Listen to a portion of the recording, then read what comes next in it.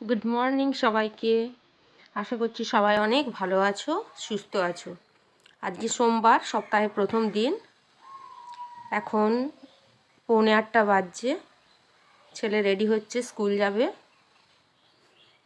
ওকে বাসায় আগে তুলে দিয়ে আসি।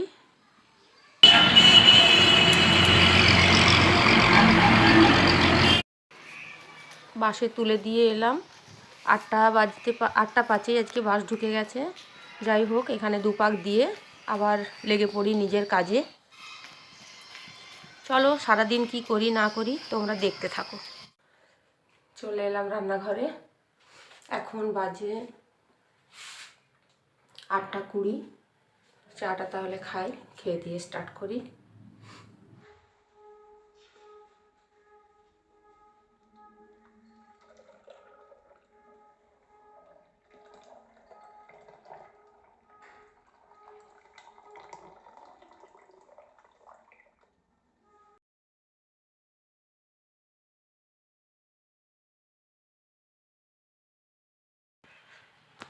এবার চাটা খেয়ে নিই। তারপর চা খেতে খেতেই ভাবতে থাকি আজকে কি রান্না হবে। কালকের চাটনি আর ডাল করা আছে, আর উচ্ছে ভাজাও সাথে করা আছে। আজ আবার একটু বেরোনোর আছে, ঘন্টা দুয়েকের মতো লাগবে, একটু পার্সোনাল কাজ আছে। যাই হোক, বাকি কাজগুলো একটু সেরে নিই। সকালবেলায় উঠে আর জানালাটা খোলা হয় না, হাওয়া দেয় বলে। এখন খুললাম, একটু গাছগুলোতে জল দিয়ে দিই। দুদিন জল দেওয়াই হয়নি। যাই হোক, এইখানে আমার একটা অলকাপাম আছে, আর গাঁদা ফুল তো একটা বেঁচে আছে। আর এইখানে দেখো আমার কিছু লঙ্কা চারা আছে। শুকনো লঙ্কার বীজ কয়েকটা ফেলেছিলাম, যা গাছগুলো হয়েছে। এবার হবে কি না সেটা বলতে পারছি না। যাই হোক, পরিচর্যা করি। এবার বিছানা টিছানাগুলো গুছিয়ে নিই, হাতের কয়েকটা কাজ আছে, এগুলো একটু সেরে নিই। চলো, তোমরা সাথে থাকো।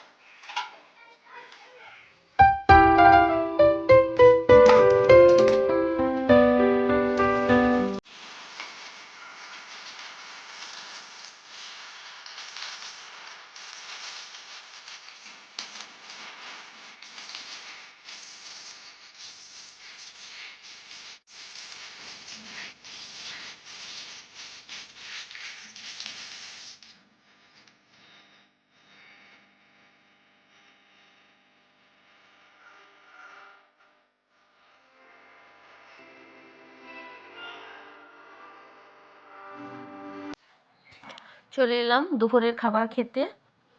আজকে ছিল উচ্ছে ভাজা, রাতের কুমড়োর তরকারি ছিল, ডাল ছিল, আর আগের দিনের মাংস ছিল। ওই দিয়েই কোনো রকমে করে দিলাম।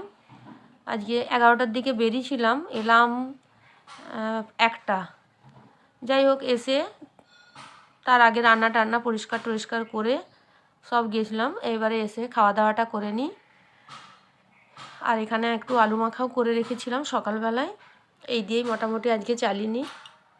চলো, খাবারটা তাহলে খেয়ে নিই। আর বড়োর এখানে ঢাকা দেওয়া আছে।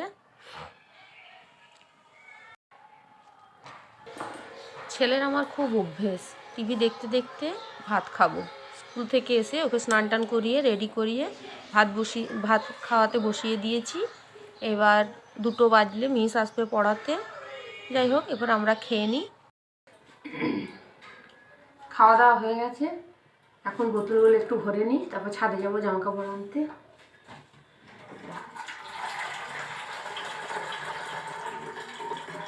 আসলে আমার ফ্ল্যাটে ব্যালকনি নেই তো, ওই জন্য জানালাতেই মিলতে হয়। আর একটু বেশি বাসা কাঁচা হলে জানালাতে আর হয় না, তার উপরে আবার ফুলের টব রাখা আছে, ওই জন্য ছাদে দিয়ে আসতে হয়। জলের বোতল ভরা হয়ে গেছে। আর এই যে খাওয়া দাওয়া হয়ে এঁঠো বাসন রাখা আছে, 3টের সময় কৃষ্ণা আসবে, এসেও পরিষ্কার করে দেবে। যাই ছাদে জামা কাপড়গুলো নিয়ে আসি।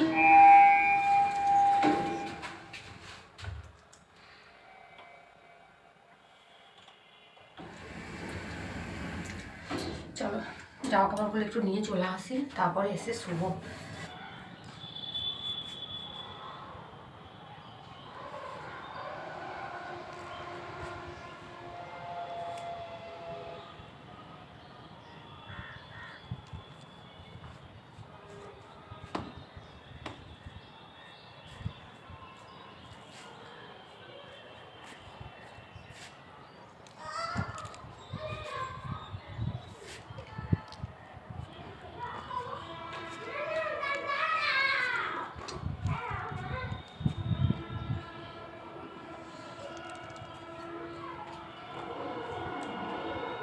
Good evening.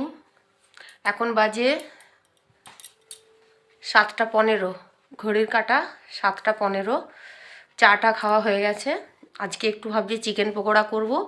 রবিবারে চিকেন আনা হয়েছিল, তার থেকেও আমি একটু ওই বোনলেস চিকেন রেখে দিয়েছিলাম, তো আজকে ওটাই একটু চিকেন পকোড়া করব। চলো। এখানে আমি 4-5 পিসের মতো চিকেন নিয়ে নিয়েছি, আর সেটাকে ছোট ছোট করে কিউব করে কেটে নিয়েছি।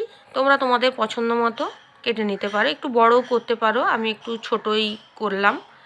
এবার এর সঙ্গে গোলমরিচের গুঁড়ো দিলাম, কাশ্মীরি শুকনো লঙ্কার গুঁড়ো মানে রেড চিলি পাউডারটা দিলাম একটু,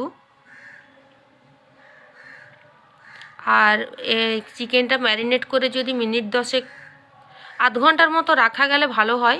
আমি 10-15 মিনিটের মতো রাখলাম। আর এখানে দেখো চাট মশলা দিলাম। এবার একটু আদা রসুনের পেস্ট দিলাম, এর সঙ্গে চালের গুঁড়ো অ্যাড করলাম, আর পরিমাণ মতো বেসন, 2 চামচ বেসন দিয়েছিলাম। তো বেসনটা আমার কম হয়ে গিয়েছিল, পরে আবার আমি একটু বেসন দিয়েছিলাম। আর সঙ্গে দেবো এখানে নুন, আর একটু পাতিলেবু দেবো, হলুদ দেবো, জিরে গুঁড়ো, ধনে গুঁড়ো,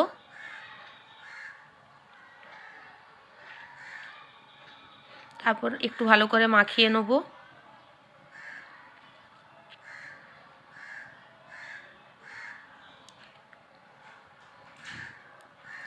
এর সঙ্গে লেবু একটু দিয়ে দিলাম, পেঁয়াজ কুচি আর কাঁচা লঙ্কা কুচি। কাঁচা লঙ্কা কুচি তোমরা তোমাদের পরিমাণ মতো দিতে পারো, যে যেরকম ঝাল খায় সেইভাবে দেবে। আমি একটাই কাঁচা লঙ্কা দিলাম।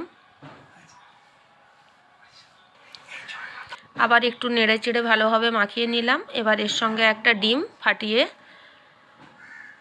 মেখে নেব, আর চামচে করে হবে না, এবার হাতে করে খুব ভালো করে মাখিয়ে নেব। এটা আধা ঘন্টা ম্যারিনেট করে রাখার পরে ভাজলে চিকেনগুলো খুব সফট হয়।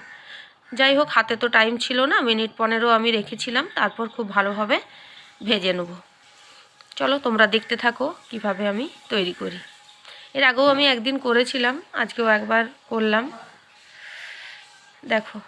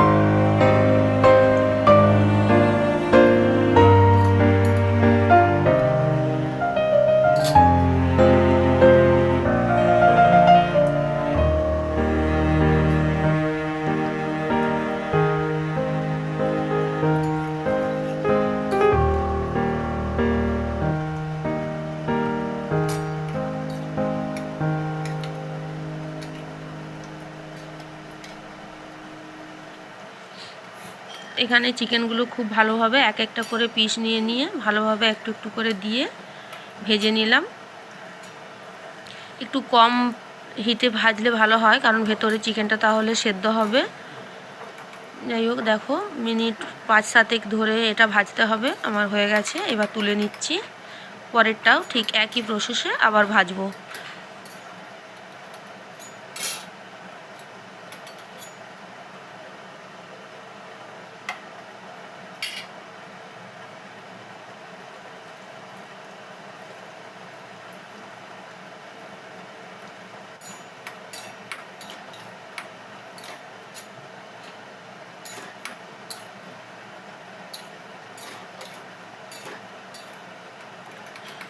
এবার এইগুলোও হয়ে গেছে, তুলে নিই। দেখা যাক কেমন হলো। Ready chicken pakora. চলো এবার ছেলেকে দেয়া যাক।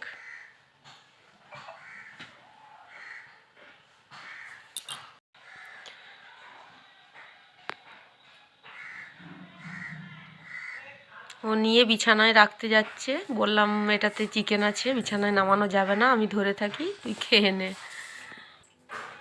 সত্যি খেতে দারুণ হয়েছিল।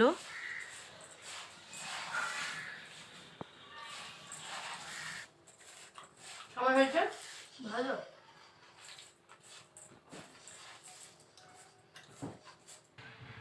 মুড়ি পকোড়া খাওয়ার পর আবার আটাটা মেখে রাখি। ছেলেকে নিয়ে একটু বসবো, তারপর 9:30টার পরে এসে আবার রুটি করব। সব রেডি করে রাখি। আমাদের কাজের মধ্যে একটা প্রবাদ আছে না, কাজের মধ্যে 2, খায় আর শুই। তো আমাদের শুধু ওই খাবার তৈরি করা আর শোয়া, এই দুটোই মনে হয় আমাদের কাজ সারাদিন সংসারের। এই একবার খেতে খেতে পরেরটা ভাবি আবার কি পরে কি হবে, আবার কি খাবো। কাজের শেষ করতে পারলেও এদের খাবার শেষ করতে পারা যায় না।